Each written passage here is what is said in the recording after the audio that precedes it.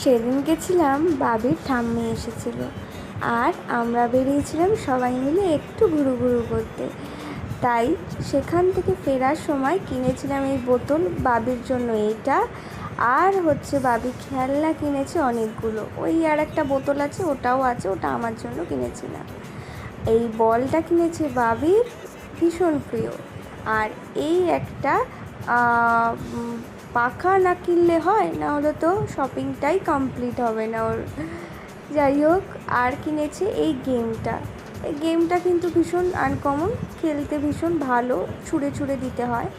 যাই হোক, আর আমার হুট করে মন জেগেছে যে ক্রোচেটের যে কোর্স শিখবো। তো সেই জন্য এই উল আর এগুলো কিনেছিলাম।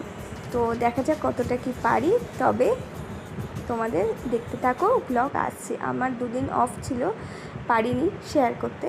তো ব্লগটা এখানেই শেষ করছি। টাটা, বাই বাই, ভালো থেকো।